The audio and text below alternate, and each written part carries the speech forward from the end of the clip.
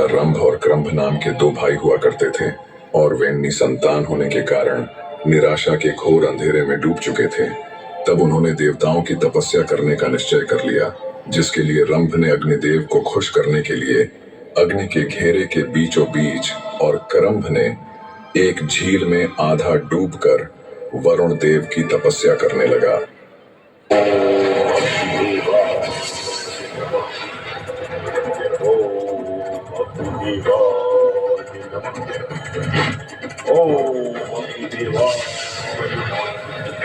अग्निदेव प्रसन्न हो, मुझे वरदान चाहिए। ब्रह्मा, तुम्हारी तपश्चर्या पूरी हुई, तुम जो वर मांगोगे मैं उसे पूरा करूंगा।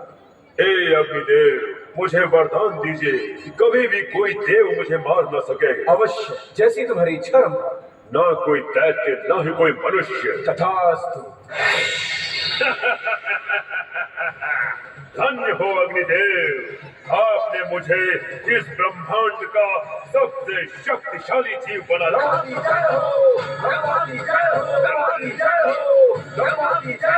इसके बाद समय यूं ही बीतता गया और आखिरकार वो समय आ ही गया जब एक महिष वर्ग की राक्षसी को रंभ से प्रेम हो गया।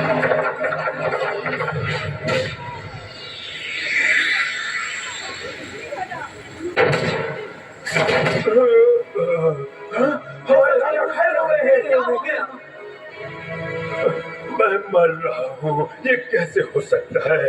अग्निदेव का वरदान व्यर्थ गया, मैं मर रहा हूँ। मैंने वरदान दिया था कि कोई मानव, दैत्य या देव तुम्हें कभी नहीं मार सकता। इनमें से किसी ने तुम्हें नहीं मारा, तुम्हें मारा फैसे ने, एक जानवर ने। किंतु मुझे एक पुत्र चाहिए था, एक शक्तिशाली पुत्र। मेरा आशीर्वाद कभी विफल नहीं जाता, तुम्हें पुत्र होगा। चमत्कार हो गया, न माता न पिता, फिर भी पुत्र हो गया। एक बच्चा जिसका सर भैंसे का है। रंभा का पुत्र ही असुरों का स्वामी है। जय हो, जय हो। आदि अग्नि, अनंत अग्नि, पर्वत अग्नि, मन अग्नि, काल अग्नि, पाताल अग्नि, रक्षक अग्नि, नव अग्नि।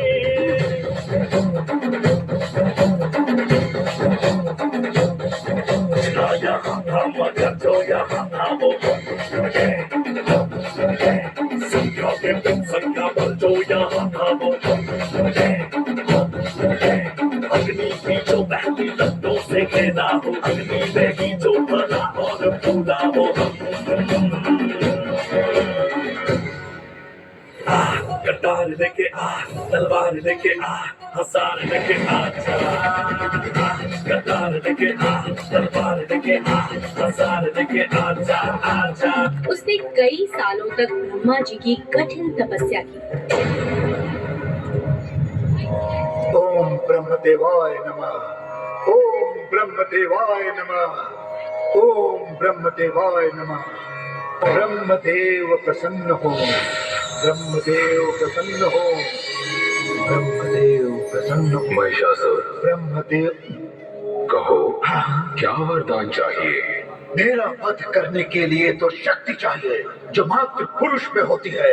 नारियां तो शक्तिहीन और दुर्बल होती हैं। हाँ ब्रह्मदेव, मुझे ऐसा वरदान दीजिए कि मुझे कोई भी पुरुष किसी भी रूप में कभी न मार सके। महिषा, मैं वरदान देता हूँ, कोई भी पुरुष, दैत्य, देव या जानवर तुम्हें कभी नहीं मार सकेगा। सभी देवता महिषासुर के उत्पात से बहुत परेशान हो गए। वे सभी मिलकर ब्रह्मा जी, शंकर जी और विष्णु जी की शरण में गए। तभी तीनों देवता अपने अंदर से एक ऊर्जा उत्पन्न करते हैं और समस्त देवतागण भी अपनी शक्तियां उस ऊर्जा में समाहित कर देते हैं।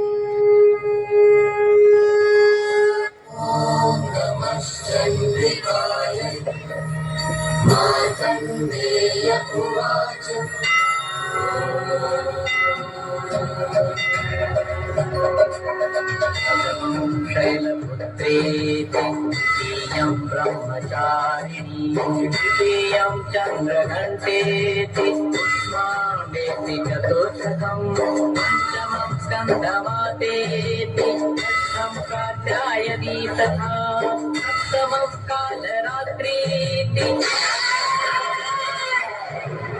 अगौरीति च अष्टमं नवमं सिद्धिदात्री च दुर्गा प्रकीर्तिताः सिद्धिदात्री च कमलालय श्रीदेवी कुरिपिंसवे करुणाम्बुरासी धीं तारा चतुलतो गानमे नाट्यं चेसे गतुलतो नाम शतं मूला नतुलतो नापैननी चुक्वा पेरा देहमुने कोवेलगा निंदुकुलुंचा जीवमुलो भावमुलो సేవలు చేసా ప్రతి ఋతువు నీవని ఎంచా సతతము నీ స్మరణే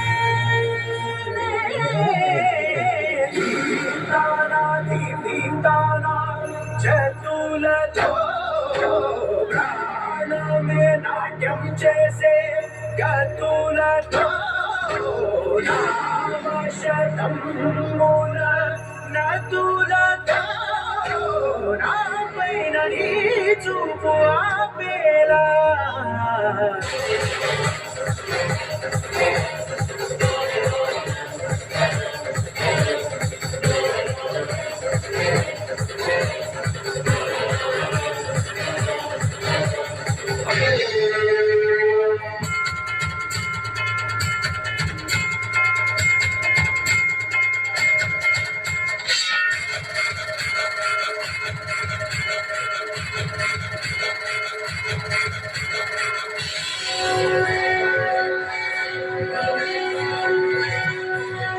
धनवान और शक्तिशाली बनने के लिए लोग दुर्गा सप्तशती का पाठ करने लगे।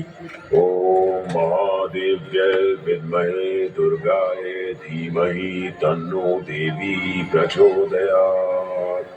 हमें सीता को उस दुष्ट रावण के चंगुल से शीघ्र ही मुक्त कराना होगा। नारायण नारायण श्री राम। रावण से युद्ध करने का ये सही समय नहीं है। आप जीत नहीं सकते। परंतु क्यों? हम जीत क्यों नहीं सकते? हम योग्य हैं और वो अयोग्य। क्योंकि रावण माँ दुर्गा के भक्त हैं और जो दुर्गा माँ की पूजा करते हैं उन्हें किसी भी प्रकार पराजित करना असंभव है। और तो हम क्या करें? आप भी माँ दुर्गा की उपासना कीजिए तो रावण के बजाय आप पर उनका आशीर्वाद होगा। रावण अब सदाचारी नहीं रहा। तो उन्हें प्रसन्न करने के लिए हम क्या करें? उन्हें भरोसा दिलाइए कि आप उनके सच्चे भक्त हैं। वसंत में उनकी पूजा भक्ति कीजिए और उन्हें प्रसन्न कीजिए। से माँ को नीले कमल अधिक प्रिय हैं। आप उन्हें 108 नीले कमल चढ़ाकर प्रसन्न कर सकते हैं प्रभु। यदि हमने ये 107 कमल माँ को अर्पण नहीं किए तो ये सारे के सारे मुरझा जाएंगे। हाँ? हमारी आंखें वो भी कमल की भांति लगती हैं। हमें तो कमल नयन भी कहा जाता है। यदि इन 107 कमल के साथ हम अपनी एक आंख भी अर्पण कर दें तो ओम दुर्गाय नमः। ओम दुर्गाय नमः। ओम दुर्गाय नमः। राम, हमें आशीर्वाद दीजिए देवी। तुम्हारे बलिदान से मैं प्रसन्न हूँ। रावण तुमसे जीत नहीं सकता। मेरा आशीर्वाद हमेशा सत्य के साथ है। स्वाभिमान में जो वही दानव हूँ मैं, जिसने जीत तीनों लोग वही मानव हूँ मैं। सारे ग्रहों को है माता करा काल भी अधीन, महादेव का जो भक्त वही रावण हूँ मैं। रावण हूँ मैं, वही रावण हूँ मैं। तुम सब जंग के लिए तैयार हो।